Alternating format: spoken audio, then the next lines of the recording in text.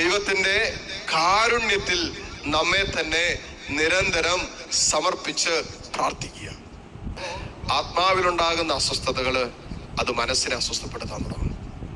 ഇനി മനസ്സിൽ അസ്വസ്ഥത ഉണ്ടാകുമ്പോൾ അത് ശരീരത്തിൽ പ്രകടമാകാൻ തുടങ്ങും. മനസ്സിങ്ങനെ ഭാരപ്പെട്ടിരിക്കുമ്പോ അത് കണ്ണുനീരൊഴുകാൻ തുടങ്ങും, ദുഃഖിച്ചിരിക്കാൻ തുടങ്ങും. മനസ്സ് ഡിസ്റ്റർബ്ഡ് ആകുമ്പോൾ മനസ്സിൽ വെറുപ്പോ വിദ്വേഷമോ പകയൊക്കെ വന്നു കഴിയുമ്പോൾ അത് ശരീരത്തിൽ രോഗങ്ങളായിട്ട് വരാൻ വഴിയുണ്ട്. ശരീരത്തിന്റെ പല രോഗങ്ങളും മനസ്സിന്റെ രോഗങ്ങളാണ്. മനസ്സിന് സൗഖ്യം കിട്ടിയാൽ തന്നെ ശരീരത്തിന്റെ പല രോഗങ്ങൾക്ക് സൗഖ്യം കിട്ടും. ഞാൻ പറയുന്നത് വളരെ ശ്രദ്ധിച്ച് കേൾക്കണം. ഇതൊരു ജനറലൈസേഷൻ ആയിട്ട് എടുക്കരുത്. പല ക്യാൻസർ രോഗത്തിന്റെ പിന്നിലും, ക്യാൻസർ രോഗങ്ങൾ പല വിധത്തിൽ വരാം.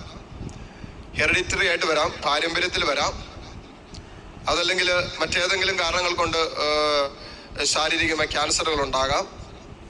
ആത്മീയ കാരണമാണ് ഞാൻ പറയുന്നത്. അത് ഉള്ളിൽ വെറുപ്പും വിദ്വേഷവും ഒക്കെ മനസ്സിൽ സൂക്ഷിക്കുന്ന ഒരു വ്യക്തിക്കും ക്യാൻസർ വരാം. ഹല്ലേലൂയ. അതുകൊണ്ടാണ് നിങ്ങൾ ശ്രദ്ധിച്ചിട്ടുണ്ടോ, പല ക്യാൻസർ രോഗങ്ങളും പൂർണ്ണമായും ഈ ദൈവിക ശുശ്രൂഷകളുടെ സമയത്തോ അല്ലെങ്കിൽ ധ്യാനങ്ങളുടെ സമയത്തൊക്കെ ടോട്ടൽ ഹീലിംഗ്, പൂർണ്ണമായ ക്യാൻസർ രോഗ സൗഖ്യം സംഭവിക്കുന്നതിന് കാരണം എന്നാണെന്നറിയാവോ? അവർ മനസ്സുകൊണ്ട് ക്ഷമിക്കാൻ തയ്യാർ. ആ ദിവസങ്ങളിൽ ക്ഷമിക്കാൻ, പൊറുക്കാൻ, എളിമപ്പെടാൻ, വിട്ടുകൊടുക്കാനൊക്കെ തയ്യാറാകുമ്പോഴല്ലോ ആ ക്ഷമിക്കാതിരുന്നതിന്റെ പേരില് ഉള്ളിൽ രൂപപ്പെട്ട, മനസ്സിൽ രൂപപ്പെട്ട വെറുപ്പിന്റെ, വിദ്വേഷത്തിന്റെ ആ സ്പിരിറ്റ് ഉണ്ടല്ലോ, അതിലൂടെ കടന്നു വന്ന ഈ പറയുന്ന ക്യാൻസർ രോഗം അതോടെ ആ കെട്ടടിയും. മനസ്സിന്റെ കെട്ടടിയുമ്പോ, ക്ഷമിക്കാൻ തയ്യാറാകുമ്പോ, ക്ഷമിക്കാതിരുന്നതിന്റെ പേരിൽ ശരീരത്തിൽ രൂപപ്പെട്ട ഈ ക്യാൻസർ മാറും.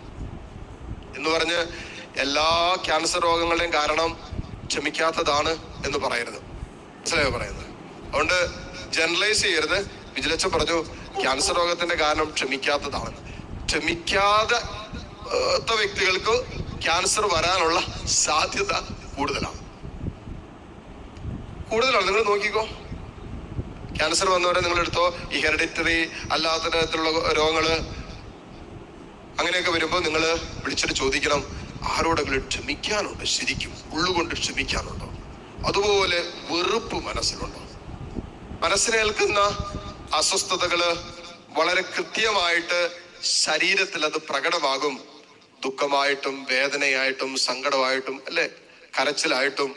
നിരന്തരമായി ആ ദുഃഖത്തിലോ നിരാശയിലോ മനസ്സിൽ വെറുപ്പോ വിദ്വേഷമോ, അപ്പോ ഇത് നമ്മള് കണ്ടിന്യൂസ് ആയിട്ട് നമ്മുടെ മനസ്സിനെ ഭരിക്കാൻ അനുവദിച്ചാൽ അത് ശരീരത്തിൽ രോഗമായിട്ട് രൂപപ്പെടും. ശരീരത്തിന്റെ രോഗങ്ങള് യഥാർത്ഥത്തിൽ ശരീരത്തിന്റെ രോഗങ്ങളാണോ എന്ന് ആത്മശോധന ചെയ്തിട്ട് മനസ്സിന്റെ രോഗങ്ങളാണെങ്കിൽ മനസ്സിന് സൗഖ്യം കിട്ടുക എന്നുള്ളത് വളരെ പ്രധാനപ്പെട്ടതാണ്. അതിന് നമ്മൾ ചെയ്യേണ്ട ഏറ്റവും പ്രധാനപ്പെട്ട കാര്യം നിരന്തരം ദൈവത്തിന്റെ വചനത്തിൽ ആശ്രയിച്ചിട്ട് വചനം ഏറ്റുപറഞ്ഞ് വചനത്തിന്റെ ശക്തിയെടുക്കുക.